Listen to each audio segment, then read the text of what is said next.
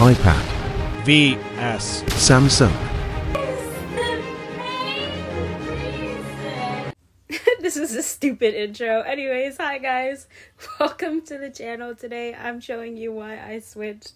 Oh man. Okay, I'm sorry. Hello everyone. Welcome back to my channel. Hi, we're nice and close. We're talking with my bed hair and my pajamas on. But today we are going over why I switched from my Samsung Tab S6 Lite to my iPad Air 2022 edition and everything that came with it. We're going to be going over 1, the battery usage and battery life, the availability of apps and customization, and how much it costs to get additional add-ons and other features that you may need to pay for.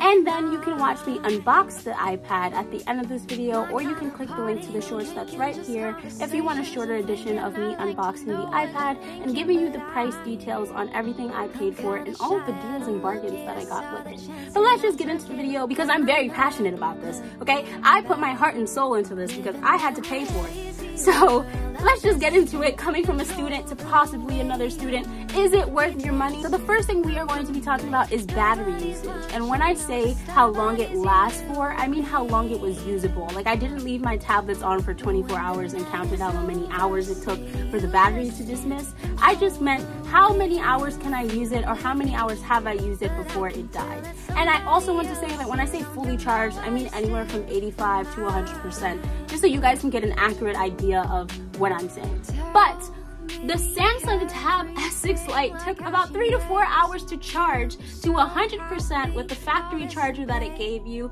and it lasted for 12 to 18 hours, while the iPad Air 2022 took about 1 to 2 hours to charge fully, but lasts about 1 to 2 days.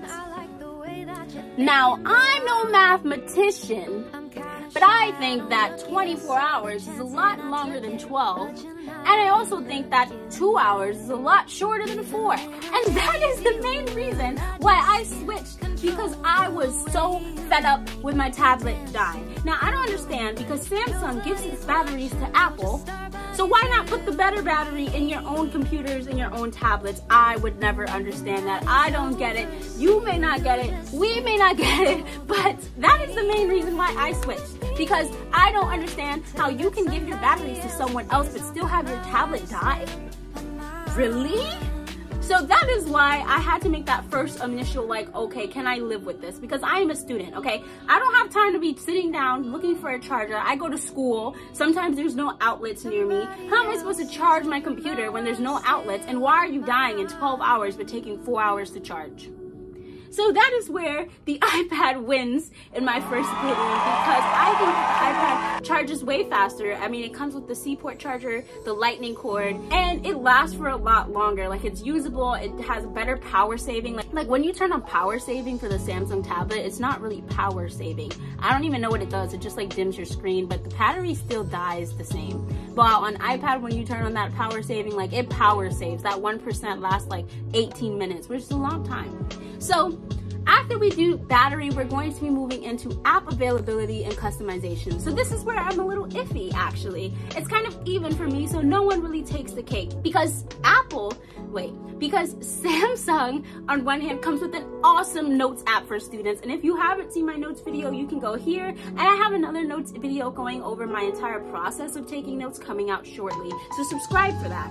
But when it comes to actual apps that come on the factory tablet, I mean, like, that you don't have to pay for, you don't have to install, it's balanced. They both have the same things, and actually I think Samsung ranks a little bit higher with its notes app and its actual productivity apps that come downloaded, while Apple, you have to download it, and their factory apps are a lot of like useless garbage. Like, I do not need the home app. I don't know.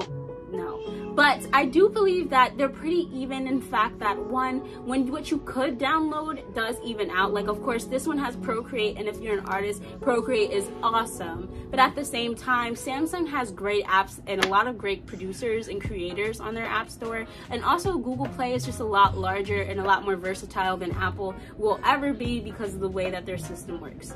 And customization, I would say, is also pretty standard. Now, For Samsung, I was a little bit iffy on setting it up. You can watch my setup video here, but it really does take a little bit of playing with it and trying to become versatile. Their widgets are about the same as Apple's widgets. However, it's a lot easier to change those app icons on a Samsung than it is to change them on an iPad. I mean, you have to go through that whole shortcut process. So if customization and aesthetics is really important to you, it doesn't really matter because you're pretty much the same. But now this is where the funny thing becomes, and this is why I was on the line of why I should switch. The amount you have to pay for add-ons. I'm going to be very transparent with you and actually tell you how much the price comes with the things you have to buy, or you really should buy, or you probably are going to buy when buying these tablets. So first things first, Samsung comes with its own pen. So it automatically wins because I think, in my personal opinion, that the Samsung Tab Pen is a lot better than the Apple Pencil. And I know this may be controversial, but I do not care. I think that the Samsung Tab Pen is better than the Apple Pen any day. And it's free. Or you paid for it, but it's pretty much free, if you understand what I'm trying to say.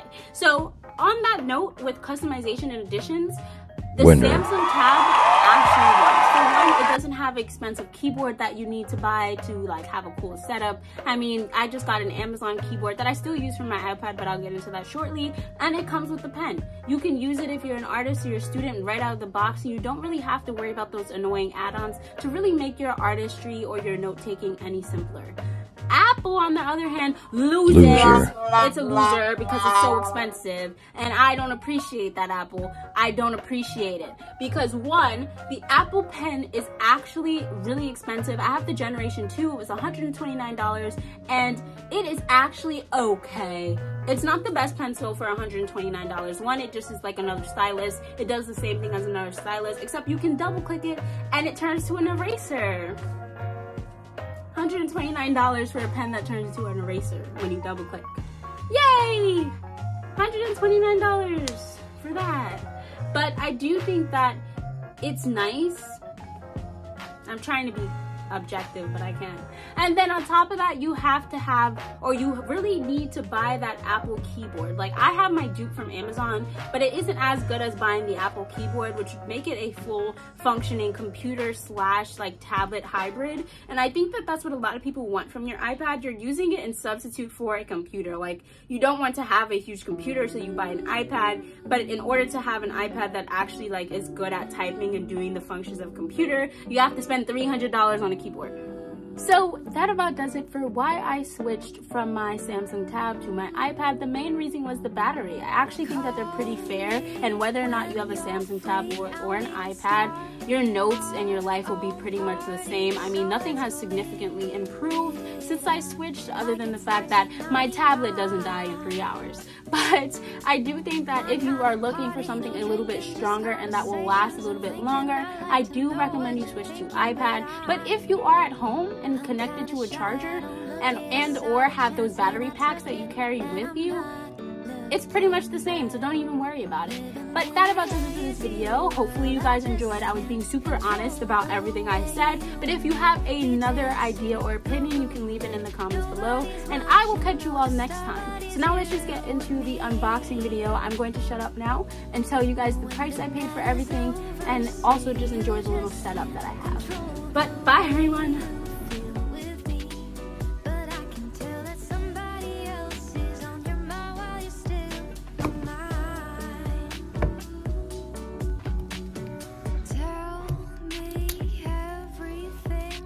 She makes you so happy. I'll listen patiently for you before I leave. My kind of party, no drinking, just conversations and thinking. I like the way that you think.